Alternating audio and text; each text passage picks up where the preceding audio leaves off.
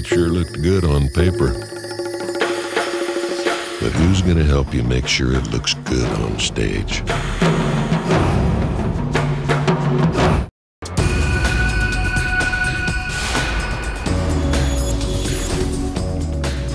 This is Wild Chronicles.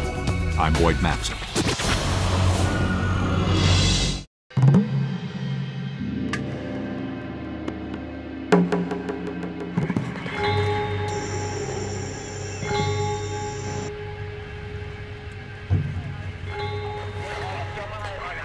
In the wilds of Cambodia, biologist Nick Baker is on patrol with a paramilitary anti-poaching squad. They've been funded and trained by the group Wild Aid to protect wildlife in wild places.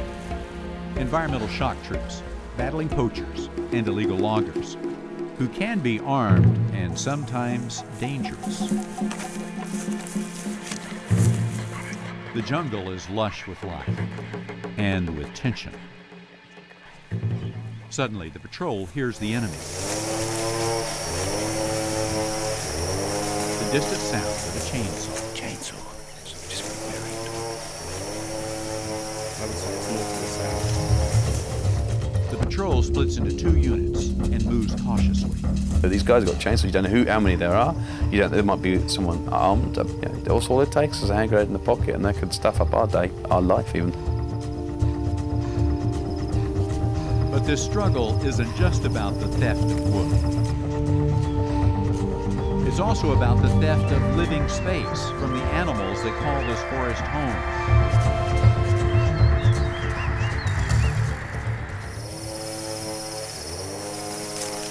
The patrol covers the sound of their approach by moving when the chainsaw is running.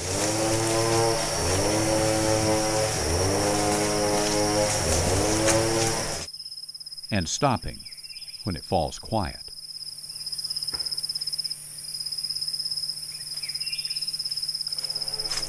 Finally, they spring toward the loggers.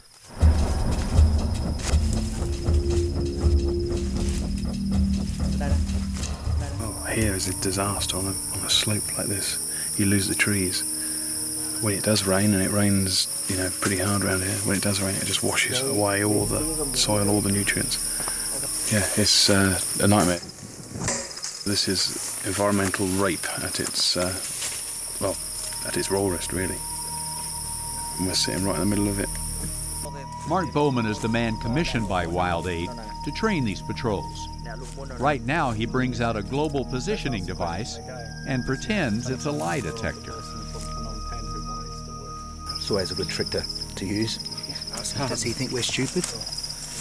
Ask him, does he think we are dumb? He don't seem like that. Stories like this. He knows where the wood goes. Well, if he does not want to get in a lot of trouble, maybe he should start giving us some answers. He doesn't know. He doesn't know. Villagers in this region often feel they have few choices. So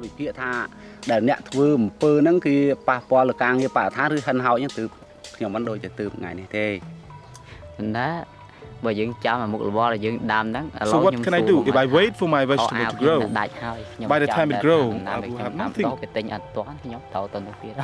So what I do is I go back to the jungle. The episode left me feeling very confused and threw up even more questions about the whole thing. Because yep, sure, destruction of the forest is wrong, but it's hard to blame the people for doing it because they've got little choice. The more Nick sees, the more he questions whether there will be any easy winners in this battle for Cambodia's forest. Look at this.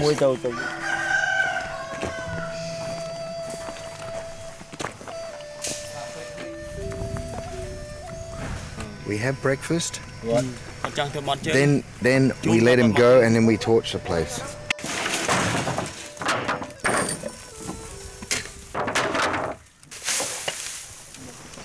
This shouldn't be going on, but you can't blame the people for doing it. I mean, the people they've caught there, to me, are kind of innocent parties, really. It's clear to Nick that lasting conservation here will have to go beyond the arrest of individual poachers and illegal loggers. The conservationists at Wild Aid agree. the small farmers and merchants must have some economic alternative to destroying the forest in which they live. You know, there's something wrong with the whole system. Makes you want to cry, doesn't it?